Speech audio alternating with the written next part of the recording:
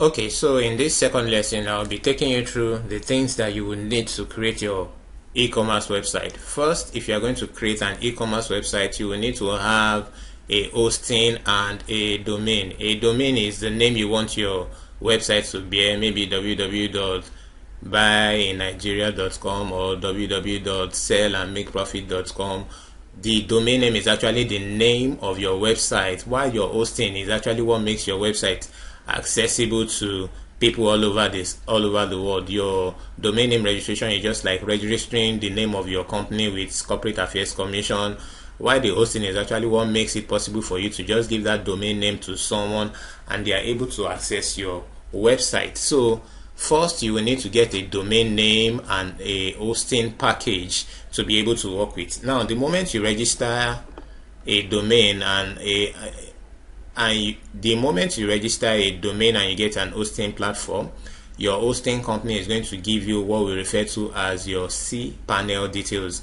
This will enable you to be able to log into your cPanel where you can actually start designing your website. If you need help with getting domain name and hosting, you can contact us at vgsplatform.com or just call our number and we'll arrange one for you. So for now, I'm going to be logging into the cPanel of my website.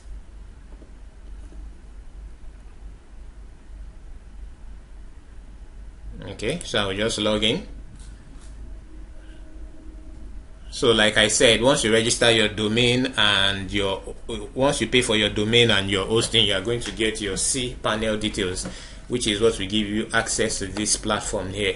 They are going to give you the URL, you are going to use your username and then your password, and you'll be able to sign in. And once you sign in, you'll be having exactly what I have here, and then you can start designing your e-commerce website. Now, for the purpose of designing our website, we'll be using what we call a content management system known as Wordpress.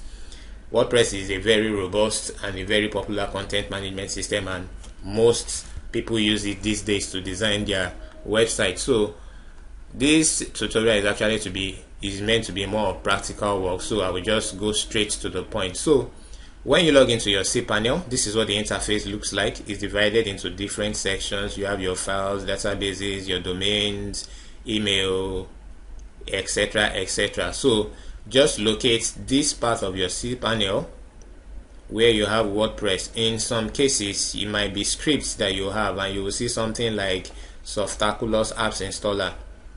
It's either you see this or you go to that part of your cPanel and look for WordPress. So I will start by installing WordPress on my website. So click on WordPress. Okay, so beautiful. Now this is your WordPress installation dashboard. Once you get here, just click on install. Okay, so this is the area you need to pay attention to. The protocol, choose domain. You can see this is my own registered domain, vgsplatform.com. Directory, you leave it blank. Okay, site name, put the name of your website. I'll just call it e-commerce website tutorial in my own case. So you can call it whatever name you like depending on the name of your e-commerce website. E-commerce website tutorial. Okay, then admin username, pay attention to this place. So I'll just use admin and then I'll put a password.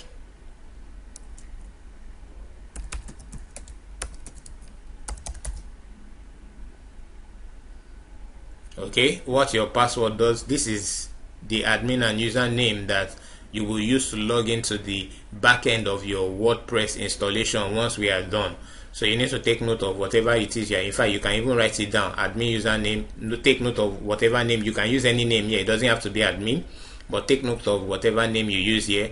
Password. Take note of the password that you are also using. You can write it down because that is what we will actually use when we start installation. Your email, you can put your email address there, and then email details of this installation. Let it send it to my email address. So this is basically what you are doing.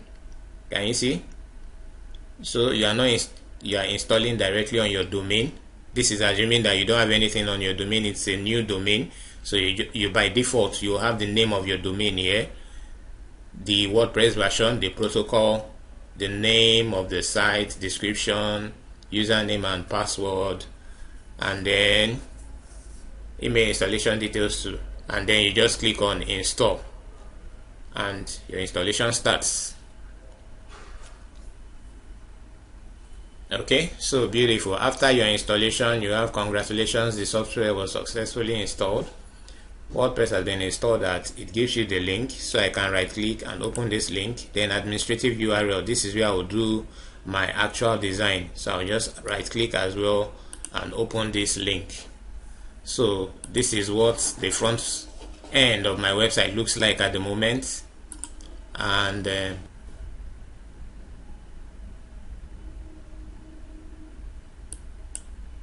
okay, so this is what the front end of my website looks like. You can see it's actually empty, there's really nothing there yet. So then this is my back end.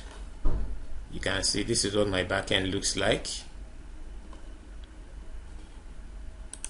Okay, so the next section I'll take you through your WordPress backend, and then we'll start our actual work.